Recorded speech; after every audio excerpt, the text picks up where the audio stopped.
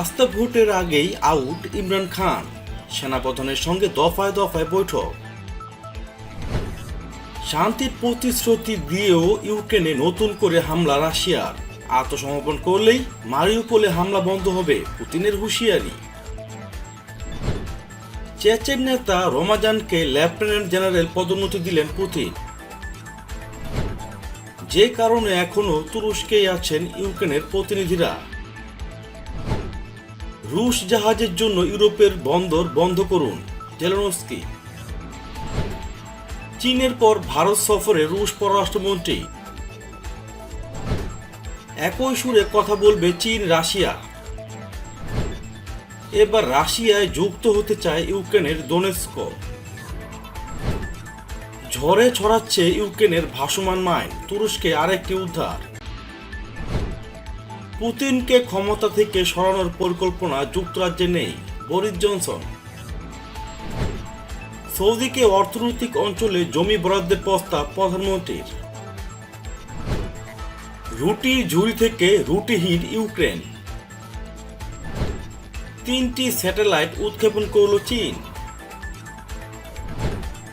এবং সবশেষে থাকছে, আসছে নতুন বিশ্ব ব্যবস্থা, থাকবে না পশ্চিমা আধিপত্য। বিরোধীদের অনাস্থা ভোটের আগে পাকিস্তানের প্রধানমন্ত্রী ইমরান খান ব্যাপক অস্থিতিশীল রাজনৈতিক পরিস্থিতির মুখোমুখি হয়েছেন। বুধবার তার রাজনৈতিক দল তেহরিক-ই ইনসাফ পাকিস্তানের পিটিআইয়ের অন্যতম জোটসঙ্গী মুত্তাহিদা কওমি মুভমেন্ট পাকিস্তান এমকিউএমপি জোট সরকার থেকে বেরিয়ে যাওয়ার ঘোষণা দেওয়ায় ইমরানের ক্ষমতা থেকে বিদায়ের ঘণ্টা প্রায় বাজছে। এমন পরিস্থিতিতে বুধবার জাতির উদ্দেশ্যে ইমরান খানের ভাষণ দেওয়ার পরিকল্পনা থাকলেও স্থানীয় সময় সন্ধ্যার দিকে তা বাতিল করা হয়েছে। বুধবার দুপুরের দিকে পাকিস্তান সেনাবাহিনীর প্রধান এবং দেশটির গোয়েন্দা সংস্থা ইন্টার সার্ভিসেস ইন্টেলিজেন্সের আইএসআই প্রধানের সঙ্গে বৈঠকের পর ভাষণের পরিকল্পনা বাতিলের ঘোষণা দিয়েছেন তিনি। বুধবার রাতেও সেনাপ্রধান এবং আইএসআই প্রধানের সঙ্গে বৈঠক করেন ইমরান খান। তুরস্কের ইস্তাম্বুলের শান্তি বৈঠকে রাশিয়া ইউক্রেনের দুই নগরীতে হামলার তীব্রতা ব্যাপকভাবে কমানোর প্রতিশ্রুতি দিলেও চেরনিহিভে হামলার কোনো কমতি দেখা যাচ্ছে না বলে জানিয়েছে ওই অঞ্চলের গভর্নর। বিবিসিকে চাউস বলেন, তিনি রাশিয়ার দেওয়া প্রতিশ্রুতি বিশ্বাস করেন না। তাদের সেনাবাহিনী এমনকি একবারের জন্য প্রতিশ্রুতি রক্ষা করতে দেখা যায়নি বলে জানান তিনি। এদিকে রাশিয়ার প্রেসিডেন্ট ভ্লাদিমির পুতিন বলেছেন, ইউক্রেনের অবরুদ্ধ মারিউপোল নগরীতে গোলাবর্ষণ কেবল তখনই বন্ধ হবে যখন ইউক্রেনীয় সেনারা আত্মসমর্পণ করবে। ফ্রান্সের প্রেসিডেন্ট ইমানুয়েল ম্যাক্রোর সঙ্গে এক ফোনালাপে একথা বলেছেন তিনি। তবে ফ্রান্সের কর্মকর্তারা জানিয়েছেন, মারিউপোল থেকে সাধারণ মানুষদেরকে সরিয়ে নেওয়ার পরিকল্পনা বিবেচনা করে দেখতে রাজি হয়েছেন রুশ প্রেসিডেন্ট। লেফটেন্যান্ট জেনারেল পদোন্নতি হয়েছেন চেচেন নেতা রমাজান কাদিরভ। ইউক্রেন যুদ্ধে অবদান রাখায় তাকে এই পদোন্নতি দেন রুশ প্রেসিডেন্ট ভ্লাদিমির পুতিন। বুধবার এমন প্রতিবেদন প্রকাশ করে ব্রিটিশ গণমাধ্যম গার্ডিয়ান। গত 25 মার্চ চেচেন বাহিনী দাবি করে ইউক্রেনের অবরুদ্ধ মারিউপোলের সিটি হলের নিয়ন্ত্রণ নিয়েছে তারা এবং সেখানে রাশিয়ার পতাকা উত্তোলন করেছে। তখন এক টেলিগ্রাম বার্তায় রমাজান কাদিরভ বলেছিলেন, চেচেন যোদ্ধারা রেডিও বার্তায় বলেছে তারা মারিউপোল কর্তৃপক্ষের ভবনটি মুক্ত করেছে এবং এর উপরে রাশিয়ার পতাকা লাগিয়েছে। রাশিয়ার চেচেনিয়া অঞ্চলে রমাজান কাদিরভের এক ছত্র আধিপত্য, পুতিনের ঘনিষ্ঠ মিত্র হিসেবেও পরিচিত তিনি। ইউক্রেন রাশিয়া সংঘাত শুরুর পরপরই ইউক্রেনের বিপক্ষে চেচেন যোদ্ধাদের নিয়ে রাশিয়ার হয়ে লড়াই ঘোষণা দেন কাদিরভ। একসময় রুশ সেনাদের বিরুদ্ধে লড়লেও এখন তাই রাশিয়ার পক্ষে যুদ্ধ করছেন তারা। রাশিয়ার প্রতিনিধিদের সঙ্গে শান্তি আলোচনা করতে মঙ্গলবার তুরস্কে আসেন ইউক্রেনের প্রতিনিধিরা। রাশিয়ার বহর তুরস্কে আলোচনা শেষে নিজ দেশে ফিরে গেছেন। তবে ইউক্রেনের প্রতিনিধিরা এখনও তুরস্কে অবস্থান করছেন। কেন তারা এখনও তুরস্কে আছেন? ইউক্রেনের অন্যতম প্রধান প্রতিনিধি ডেভিড আরাখিমিয়া বলেছেন, ইউক্রেনের বহর এখনও তুরস্কে অবস্থান করছেন কারণ তারা তুরস্কের সরকারের সঙ্গে সামরিক ও প্রযুক্তিগত আলোচনা করবেন। নরওয়ে এবং ইউরোপের বাকি দেশগুলোর উচিত তাদের বন্দরগুলো রুশ জাহাজের জন্য বন্ধ করে দেওয়া। বুধবার নরওয়ের পার্লামেন্টে দেওয়া এক ভাষণে একথা বলেন ইউক্রেনের প্রেসিডেন্ট ভলোদিমির জেলেনস্কি।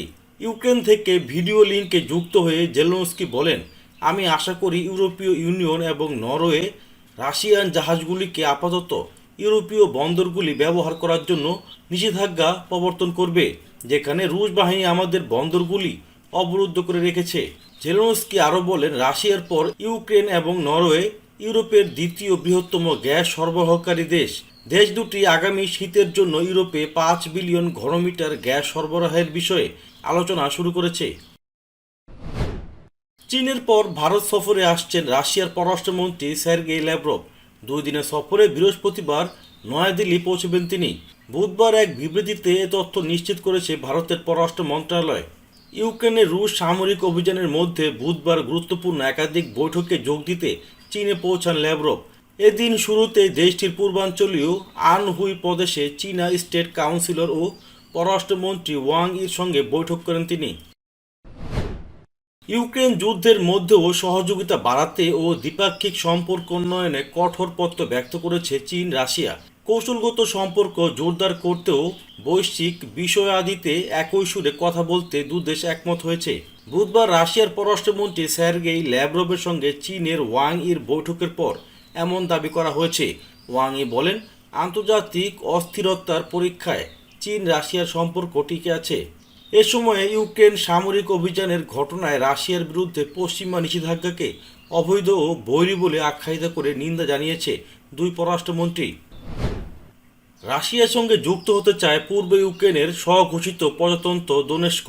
ওই অঞ্চলের রুশপন্থী নেতা দেনিস পুলিশির স্থানীয় সময় গত মঙ্গলবার সংবাদ মাধ্যমকে এ তথ্য জানিয়েছেন। এর আগে রাশিয়ার সঙ্গে যুক্ত হওয়ার আগ্রহের কথা জানিয়েছেন পূর্ব ইউক্রেনের স্বঘোষিত প্রজাতন্ত্র লুহানস্কের মস্কোপন্থী নেতারা। ইউক্রেনে হামলা শুরুর আগেই দোনেস্ক ও লুহানস্ককে স্বাধীন রাষ্ট্রের স্বীকৃতি দিয়েছেন রাশিয়ার প্রেসিডেন্ট ভ্লাদিমির পুতিন। রাশিয়াকে জলপথে আটকে দিতে বন্দরে বন্দরে ভাসমান মাইন স্থাপন করেছে ইউক্রেনের নৌবাহিনী। রুশ বাহিনীর যুদ্ধজাহাজ উড়িয়ে দিতে কৃষ্ণ সাগরে ছড়িয়ে রাখা ইউক্রেনের মাইনগুলো এখন দিকভ্রান্ত। ঝড়ের কবলে পড়ে ভাসমান মাইনগুলো কেবল থেকে সংযোগ বিচ্ছিন্ন হয়ে ছড়িয়ে পড়েছে আশপাশের উপকূলীয় এলাকাগুলোতে।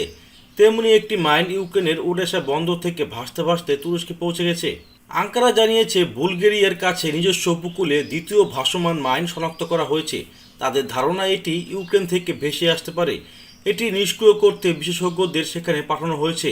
এর আগে শনিবারও একটি মাইন শনাক্ত করে নিষ্ক্রিয় করেছিল তুর্কি নৌবাহিনী। রাশিয়ার সরকারের পরিবর্তন ঘটানো ও প্রেসিডেন্ট ভ্লাদিমির পুতিনকে ক্ষমতা থেকে সরিয়ে দেওয়া যুক্তরাজ্যের লক্ষ্য নয় বলে জানিয়েছেন যুক্তরাজ্যের প্রধানমন্ত্রী বরিস জনসন। বুধবার এমন খবর প্রকাশ করেছে আল জাজিরা। এক শুনানিতে আইন প্রণেতাদের কাছে জনসন বলেছেন, পুতিন সম্পর্কে মানুষ যে হতাশা অনুভব করে তা আমি বুঝতে পারি এবং আমাদের পরিবর্তনের আকাঙ্ক্ষা করা উপেক্ষাযোগ্য বিষয় নয়। এটি গণতান্ত্রিক রাজনীতিরই উদ্দেশ্য।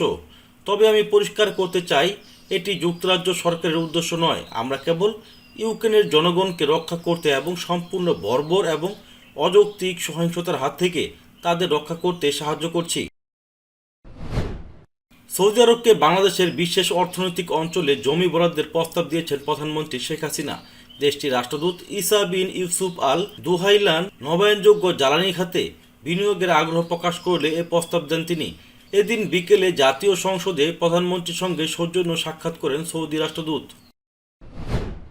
জাতিসংঘের হিসাব অনুযায়ী ইউক্রেনের মোট জনসংখ্যার অন্তত ৪৫% এখন খাদ্য নিরাপত্তাহীনতার সম্মুখীন। রুশ আগ্রাসনের ফলে খাদ্যশস্য রপ্তানিতে উল্লেখযোগ্য অবদান রাখা দেশ ইউক্রেন রুটির ঝুড়ি থেকে পরিণত হয়েছে রুটিবিহীন দেশে।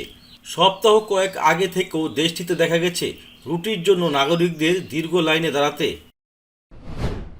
চীন বুধবার সে দেশের উত্তর পশ্চিমাঞ্চলে স্থাপিত জিউকুয়ান স্যাটেলাইট উৎক্ষেপণ কেন্দ্র থেকে মহাকাশে 3টি স্যাটেলাইট উৎক্ষেপণ করেছে। বেইজিংয়ের স্থানীয় সময় সকাল 10টা 29 লং মার্চ 11 নামের একটি ক্যারিয়ার রকেট যোগে এই 3টি স্যাটেলাইট উৎক্ষেপণ করা হয় এবং সেগুলো পরিকল্পনা অনুযায়ী কক্ষপথে প্রবেশ করে। আগামী দিনে বিশ্বে নতুন অর্থনৈতিক ব্যবস্থা আসছে। নতুন এই ব্যবস্থায় পশ্চিমাদের আধিপত্য থাকবে না, এমন মন্তব্য করেছেন রাশিয়ার সাবেক প্রেসিডেন্ট ও দেশটির জাতীয় নিরাপত্তা পরিষদের উপপ্রধান দিমিত্রি মেদভেদেভ। সামাজিক যোগাযোগ মাধ্যম টেলিগ্রামে দেওয়া এক বার্তায় বুধবার তিনি এ মন্তব্য করেন। রুশ প্রেসিডেন্ট ভ্লাদিমির পুতিনের অত্যন্ত ঘনিষ্ঠ মেদভেদেভ বলেন, যুক্তরাষ্ট্র, ইউরোপীয় ইউনিয়ন তথা ইউ এবং তাদের মিত্ররা ইউক্রেন ইস্যুতে রাশিয়ার বিরুদ্ধে যে নারকীয় নিষেধাজ্ঞাগুলো দিয়েছে সেটা রাশিয়াকে পঙ্গু করতে ব্যর্থ হয়েছে।